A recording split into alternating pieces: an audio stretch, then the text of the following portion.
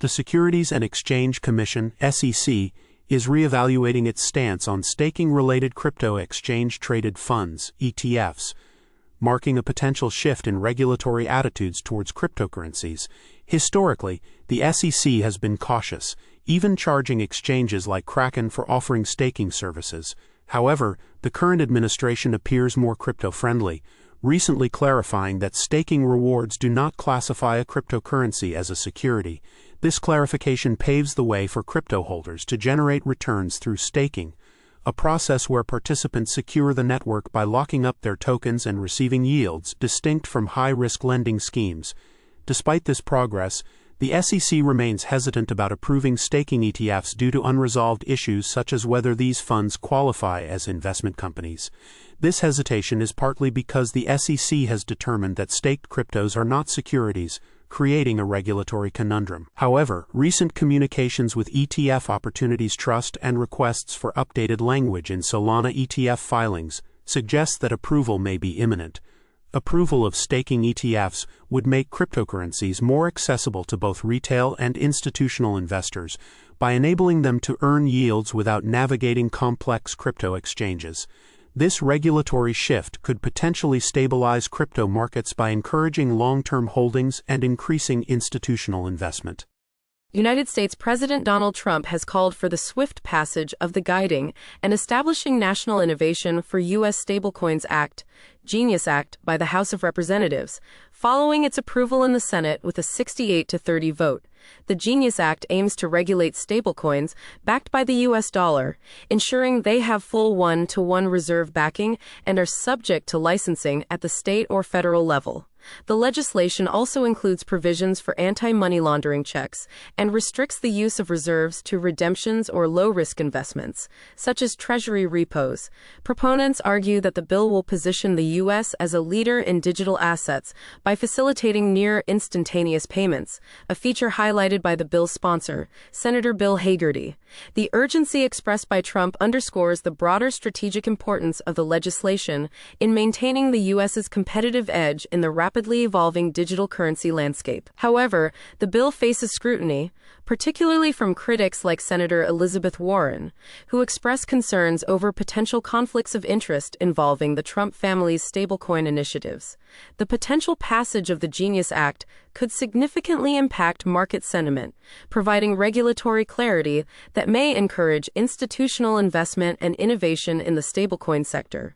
As the House deliberates, the outcome will be closely watched by stakeholders eager to see the U.S. solidify its regulatory framework for digital currencies. In a significant development, Google has faced a setback in its ongoing battle against a multi-billion-dollar EU antitrust fine related to its Android operating system. The European Court of Justice's Advocate General has recommended dismissing Google's appeal against the $4.7 billion penalty levied by the EU Commission in 2018. This fine was imposed due to Google's alleged anti-competitive practices, specifically involving the bundling of its search engine and Chrome apps with the Android system. The Advocate General's opinion, although not binding, is usually a strong indicator of the court's final decision. If the penalty is upheld, it could reinforce stricter regulatory scrutiny on tech giants operating within the EU, potentially impacting Google's operational strategies and financial outlook in the region.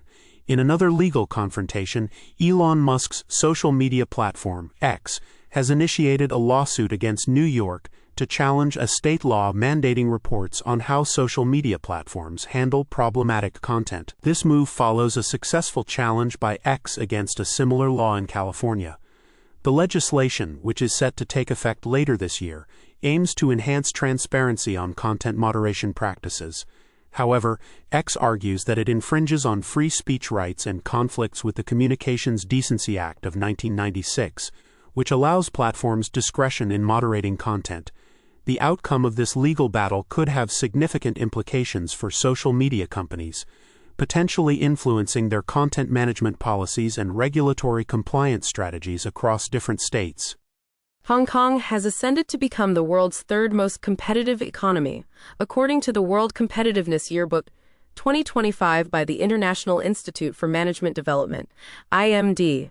The city improved its standing by 2 places from the previous year, demonstrating significant gains in government and business efficiency, economic performance, and infrastructure.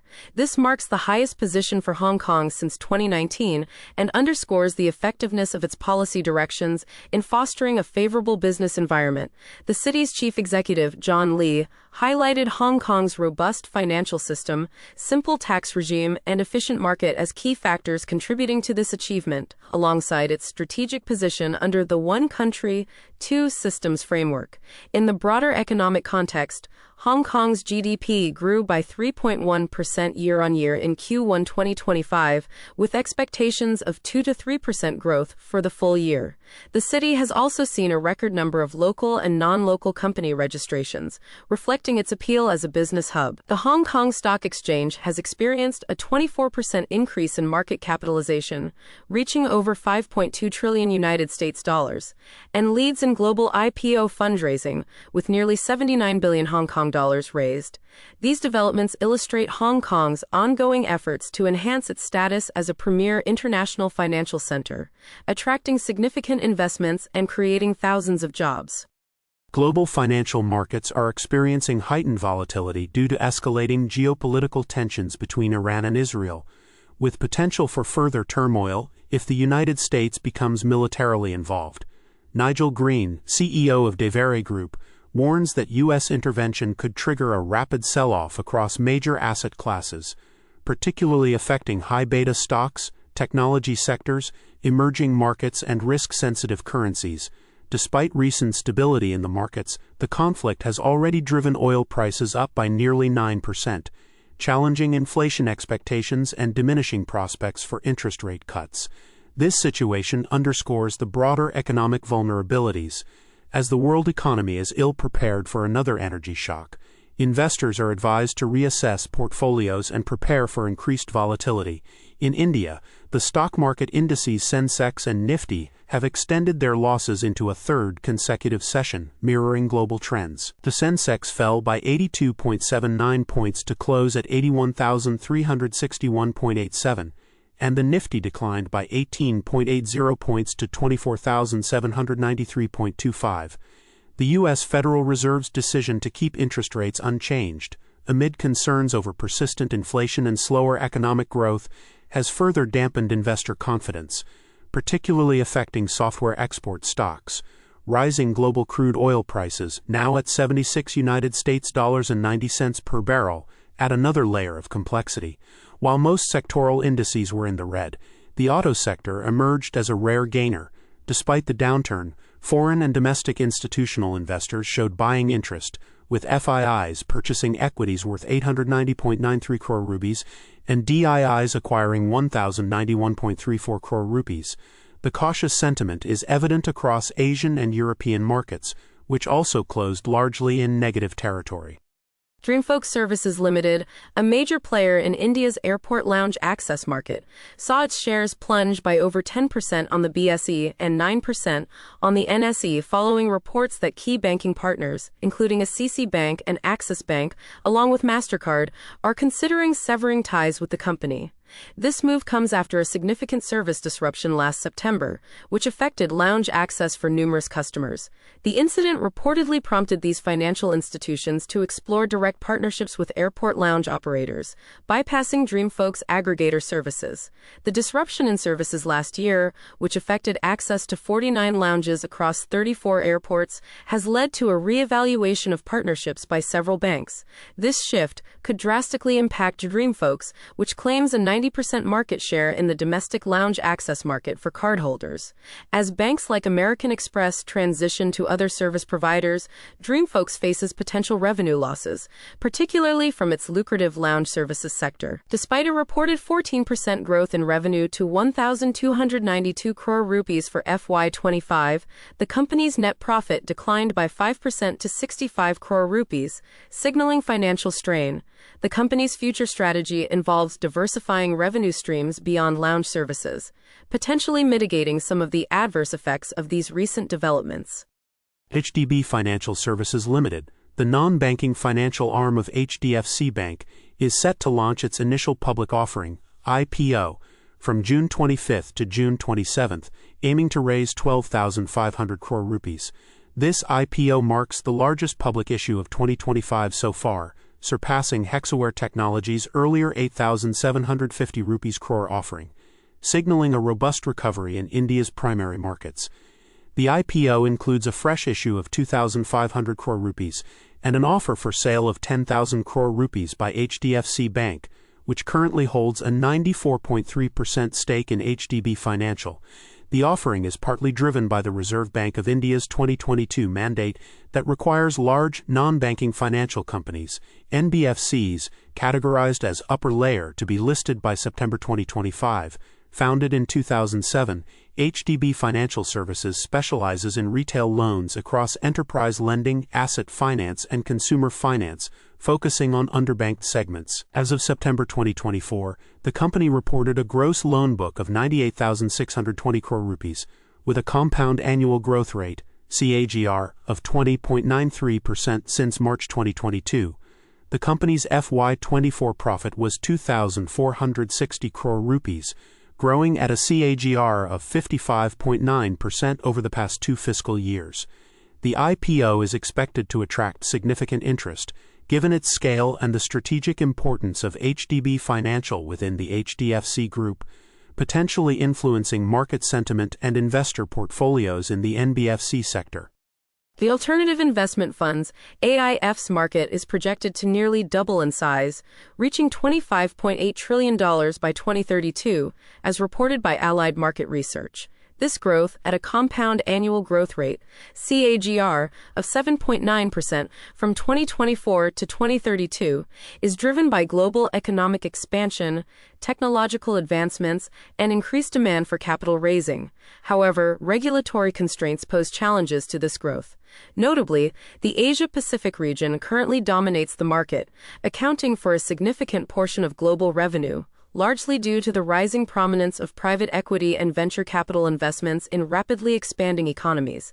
Within the AIFs market, the private debt fund segment is anticipated to grow the fastest, fueled by the increasing demand for direct lending to mid-sized and smaller companies. This type of lending offers more flexibility and speed than traditional bank loans, which have become less accessible due to stringent regulations. Meanwhile, institutional investors are expected to drive the fastest growth in investor type, as they pivot towards co-investment and direct investment opportunities. This shift enables them to participate in larger deals and potentially lower fees, highlighting a trend towards greater control and cost efficiency in investment strategies. Major players in the market include Blackstone Inc., the Carlyle Group, and Apollo Global Management, Inc., all of which are actively pursuing strategies such as product launches and collaborations to maintain their competitive edge. The Bank of England has maintained its benchmark interest rate at 4.25%, aligning with market expectations. This decision follows a series of 4 rate cuts since last August, marking the lowest rate since February 2023. The central bank's statement highlighted significant disinflation over the past 2 years, attributing it to the easing of previous external shocks and a restrictive monetary policy that has stabilized long-term inflation expectations. Despite the reduction in policy restraint, the bank remains cautious, retaining a restrictive stance to mitigate persistent inflationary pressures. The UK's economic indicators reflect a weak GDP growth and a loosening labour market, suggesting a growing economic slack. Pay growth has moderated, with the Monetary Policy Committee, MPC, anticipating further slowing throughout the year, which could impact consumer price inflation. Global uncertainties, particularly rising energy prices due to Middle Eastern conflicts, continue to pose risks. The UK's annual consumer inflation rate slightly decreased to 3.4% in May, down from April's 15-month high of 3.5%. The Bank of England emphasized the need for a sustained restrictive monetary policy until inflation risks are further mitigated, aiming to achieve its 2% inflation target in the medium term. Singapore stocks experienced a downturn on June 19 as the Straits Times Index, STI, fell by 0.7% or 26.63 points to 3,894.18. This decline was influenced by global market reactions to U.S. Federal Reserve Chair Jerome Powell's comments on persistent U.S. inflation and potential import tariffs proposed by the Trump administration. Powell's statements also diminished expectations for imminent interest rate cuts, contributing to a cautious market sentiment. Amid this backdrop, the STI saw more losers than gainers, with 315 stocks declining and only 167 advancing, amid a trading volume of 980 million securities valued at $933 million. The broader regional markets mirrored Singapore's decline, with Japan's Nikkei 225 falling 1%, Malaysia's market down 0.7%, and Hong Kong's Hang Seng dropping 2%. However, South Korea's Kospi managed a slight gain of 0.2%. In Singapore, Jardine Matheson Holdings emerged as the top performer, rising 0.9%, whereas Thai Beverage led the declines with a 3.2% drop. Local banks also faced losses, with DBS, OCBC, and UOB all closing lower. The market's cautious stance reflects concerns over the potential impact of Middle Eastern tensions on oil supplies, particularly through the Strait of Hormuz, which could further influence global economic stability.